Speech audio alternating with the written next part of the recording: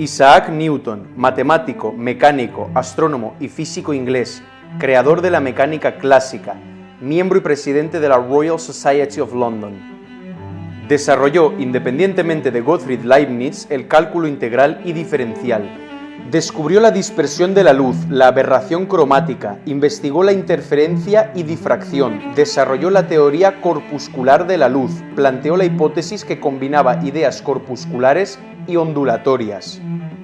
Construyó un telescopio reflector, formuló las principales leyes de la mecánica clásica, descubrió la ley de gravitación universal, planteó la teoría del movimiento de los cuerpos celestes, creando las bases de la mecánica celeste. Fue, en resumidas cuentas, un celebérrimo y grandísimo científico con mayúsculas.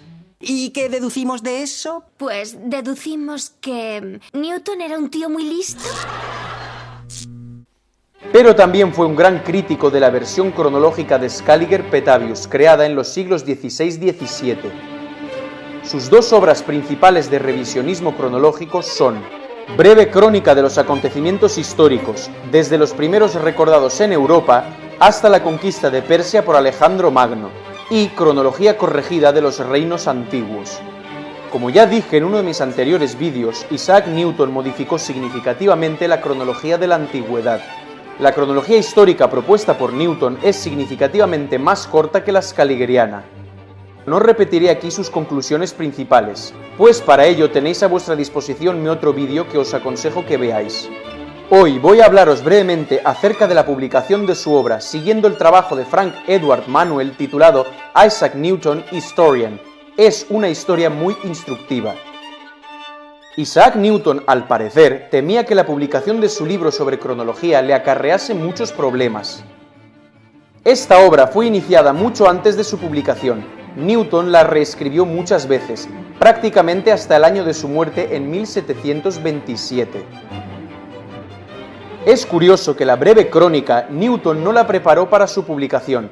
Sin embargo, los rumores sobre sus investigaciones cronológicas se difundían de manera muy amplia y la princesa de Gales expresó el deseo de conocerlas. Newton le entregó el manuscrito con la condición de que el texto no cayera en manos de terceros. Y lo mismo se repitió también con Antonio Schinella Conti, también conocido como Abad Conti. Sin embargo, al regresar a París, Conti comenzó a darle el manuscrito a los científicos interesados. Como resultado, el historiador y lingüista francés Nicolas Frere tradujo el manuscrito al francés, añadiéndole su propio panorama histórico. Esta traducción pronto acabó en manos del librero parisino G. Gabelier, quien, soñando con publicar la obra de Newton, le escribió una carta en mayo de 1724. Sin embargo, no obtuvo respuesta y, por ello, le volvió a escribir otra carta en marzo del año siguiente, 1725. En esta segunda carta le comunicaba a Newton que iba a considerar su silencio como una señal de que estaba de acuerdo con que se publicara el libro junto con los comentarios de Frere, pero tampoco obtuvo ninguna respuesta. Entonces Gabelier pidió a su amigo londinense que consiguiera obtener personalmente una respuesta del propio Newton. El encuentro tuvo lugar el 27 de mayo de 1725 y Newton le dio una respuesta negativa. Sin embargo, ya era demasiado tarde. El libro ya había salido a la luz con el nombre de Cronología abreviada del señor Caballero Newton, realizada por él mismo y traducida en el manuscrito de Angelois. Newton obtuvo una copia de su propio libro el 11 de noviembre de 1725. Publicó una carta en las obras filosóficas de la Real Sociedad de Londres, en la que acusaba al abad Conti de romper su promesa y publicar la obra al margen de la voluntad del autor. Con la aparición de los ataques por parte del padre Etienne Soucier en 1726, Newton comunicó que estaba preparando para su publicación un nuevo libro sobre la cronología antigua, más amplio y detallado. Todos estos acontecimientos ocurrieron ya poco antes de la muerte de Newton. No le dio tiempo, por desgracia, de publicar este nuevo libro más detallado y su rastro se ha perdido. El gran científico inglés Sir Isaac Newton falleció en 1727 sin haber tenido tiempo de terminar sus investigaciones sobre la historia antigua. ¿Es posible que toda esta complicada historia de la publicación de la crónica corta se explique precisamente por el temor de Newton a los ataques infundados? ¿Cuál fue la reacción a la publicación del libro de Newton? En la prensa de mediados del siglo XVIII aparecieron bastantes respuestas, principalmente pertenecían a historiadores y filólogos y tenían un carácter negativo, y se pueden resumir con la siguiente frase: errores de un respetado diletante. Se publicaron varios trabajos en apoyo de la opinión de Newton, pero fueron pocos. Después la oleada de respuestas disminuyó, y el libro de Newton fue prácticamente silenciado y sacado de la circulación científica. En el siglo XIX, el destacado matemático, físico y astrónomo francés François-Jean-Dominique Arago, autor de la obra Biografías de astrónomos, físicos y geómetras famosos, acerca de las investigaciones cronológicas de Newton se limitó solamente a redactar el siguiente pasaje despectivo: en general, en las materias que no pertenecen a la matemática y sus aplicaciones, Newton no reveló ningún juicio correcto.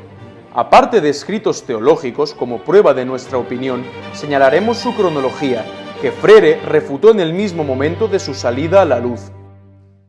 Seguramente Arago no profundizó en el quid de la cuestión, solo se limitó a hacer referencia sin reflexionar a la opinión de Frere.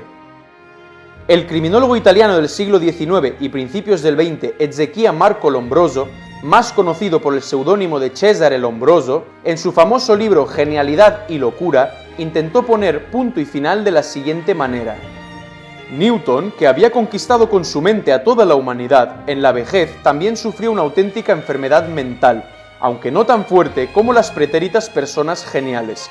Fue entonces cuando escribió seguramente Cronología, Apocalipsis y Carta a Bentley, escritos brumosos, confusos y nada parecidos a aquello que escribió en sus años de juventud. Los comentadores actuales piensan que Newton se equivocaba en su enfoque y conclusiones. Escriben, por ejemplo, lo siguiente: por supuesto, sin tener el descifrado de la escritura cuneiforme y los jeroglíficos, sin disponer de datos de la arqueología que en aquel entonces todavía no existía, encadenado por la presunción de la veracidad de la cronología bíblica y la creencia en la realidad de aquello que se contaba en los mitos, Newton se equivocaba no en decenas e incluso cientos de años, sino milenios, y su cronología se aleja de la verdad incluso en aquello que toca a la propia realidad de algunos acontecimientos. W. Winston escribía en sus memorias: Sir Isaac, en el ámbito matemático, a menudo veía la verdad mediante la intuición, incluso sin pruebas, pero el mismo Sir Isaac Newton compuso una cronología. Sin embargo, esta cronología no convence más que una ingeniosa novela histórica, como demostré definitivamente en la refutación que escribí de esta cronología. ¡Oh, cuán débil, cuán extremadamente débil puede ser el más grande de los mortales en algunos temas!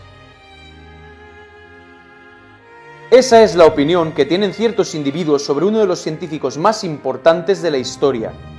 Y la tienen solamente porque fue un erudito que, siendo experto en materias científicas, se atrevió a hacer una revisión de la cronología histórica, que en su época ya era monopolio de los historiadores, pero que en un principio fue creada precisamente por matemáticos y astrónomos.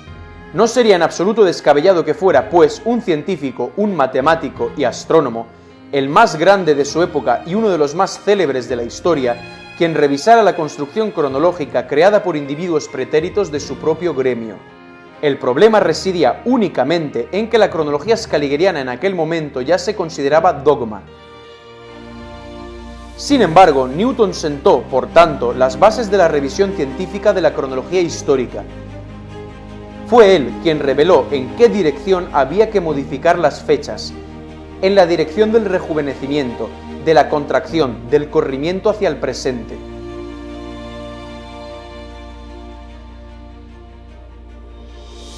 Y esa es la dirección que siguieron los siguientes dos grandes científicos, que no solo continuaron su labor, sino que la mejoraron y perfeccionaron. Estos dos grandes científicos son los rusos Nikolai Alexandrovich Morozov y Anatoly Timofeyevich Fomenko, padre del proyecto científico Nueva Cronología. Acerca de sus obras y de los obstáculos que éstas y sus autores tuvieron que sortear, os hablaré en futuros vídeos. Muchísimas gracias por vuestra atención. Un saludo y hasta la próxima, amigos.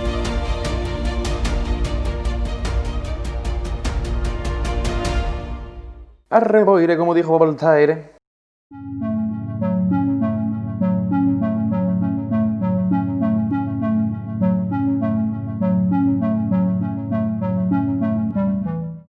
Si os ha gustado y parecido interesante este vídeo, dadle like, suscribiros, comentad y compartid mi canal. Y si queréis que os lleguen los avisos de mis vídeos, dadle también a la campanita.